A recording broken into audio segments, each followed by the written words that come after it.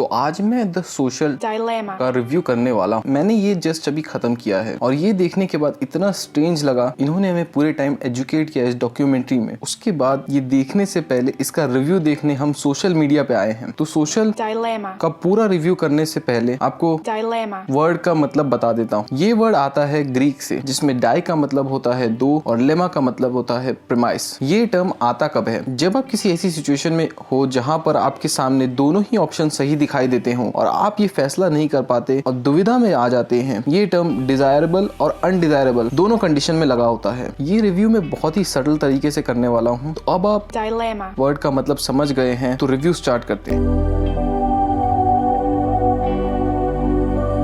Marketed as PG-13 but might even affect grown up mindset. अब इस point को आपको सिंप्लीफाई करके समझा देता हूँ कि सोशल डॉक्यूमेंट्री ड्रामा भले ही कही जा रही हो कि ये सबके लिए है, मैं भी चाहता हूँ कि ये ज्यादा से ज्यादा लोग देखें। और अगर आप किसी ऐसे को जानते हैं जो कि सोशल मीडिया एडिक्ट है और दिन के 10 से 12 घंटे सोशल मीडिया पर बिताता है, तो शायद ये उनको डीपली अफेक्ट करे। और सिर्फ इसके रनिंग ड्यूरेशन तक नहीं, बल्कि ये उसके खत्म होने के बाद भी इनको डीपली अफेक्ट करेगी। ऐसी चीजों को लेकर लोगों का माइंडसेट बहुत ही फ्रेजाइल होता है और जल्दी चेंज नहीं होता। इवन मैं आपको एक एग्जांपल देके समझाता हूँ। अभी रिसेंटली टिकटॉक हमारे इंडिया में बैन हुआ था, तो उसकी वजह से बहुत सारे लोग आउटबर्स्ट कर गए थे। बहुत से लोगों का ये मूवमेंट PUBG बैन पर आया था। तो ये सारी चीजें हमारी लाइफ में इतना वेटेज रखती हैं कि लोगों को उनको लेके इमोशनल आउटबर्स्ट हो जाता है। तो अब आते हैं मेरे अगले पॉइंट पर,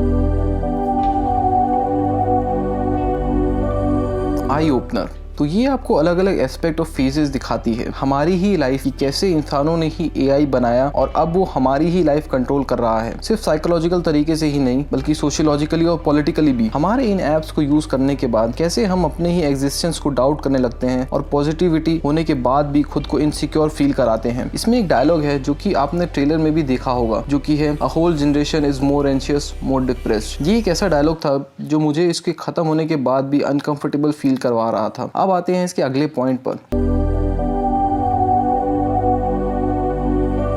सोशल मीडिया मिथ। ये हमारे इंडिया में ही नहीं, बाहर भी है, जहाँ जितनी ग्लैमरस और अट्रैक्टिव लाइफ हमें सोशल मीडिया पर दिखती है, उतनी ही डार्क उनकी रियल लाइफ होती है। जहाँ हम किसी का वर्चुअल स्टेटस देखकर लोगों को जज करते हैं, सिर्फ उनके फॉलोअर्स, सब्सक्राइबर्स, लाइक, रीट्वीट्स देखकर किसी को जज करते हैं। और सोचना भी मत मेरे कम सब्सक्राइबर देख के मुझे जज करने की। तुम में से 78% लोग बस मेरी वीडियो देख के चले जाते हो और कभी मेरे चैनल को सब्सक्राइब नहीं करते।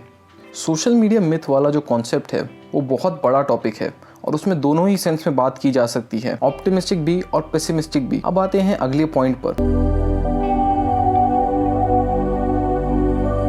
Good blend of real whistle blowers with drama. The social dilemma आपके सामने रियल टेक जीनियस जिन्होंने कभी इन कंपनीज में काम किया है, उनके एक्सपीरियंस को रियल टाइम व्यूअर्स के यूजेज के साथ आपको दिखाती है। तो इसमें दो एस्पेक्ट हैं, एक डॉक्यूमेंट्री वाला और उसके साथ साथ रियल कास्टेड एक्टर्स को ड्रामा वाला पोर्शन दिया गया है। एक चीज जो कि इसे और अच्छा बनाती है वो है इसका रेवोल्यूशन, ओवरनाइट यूजर्स का टेस्ट बदलना और कैसे कोडर्स इन चीजों को स्टडी करते रहते हैं। आपका हर एक मूव, एक मीम शेयर करने से लेके किसी को हार्ट भेजने तक, किसी के ट्वीट को रीट्वीट करना, छोटी से छोटी डिटेल से पूरा सिस्टम का एल्गोरिदम वर्क करता है। आपकी डे टू डे लाइफ की हर एक डिटेल स्टोर होती है। मुझे ये देखते वक्त रियल लाइफ ब्लैक मिरर की वाइब्स आ रही थी। तो अब चलते हैं मेरे अगले पॉइंट पर,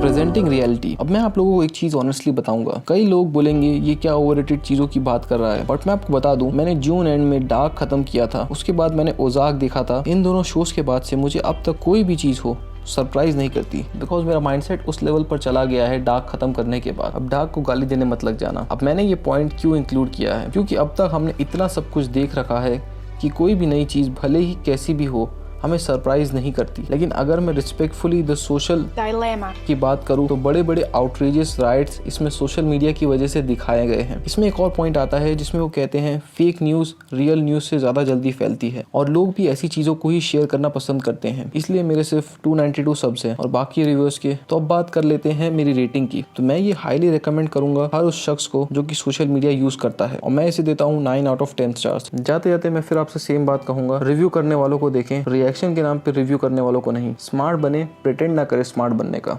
आपको मेरा रिव्यू पसंद आया तो नीचे कमेंट में बताएं, मेरे चैनल को सब्सक्राइब करें और इस वीडियो को लाइक करें।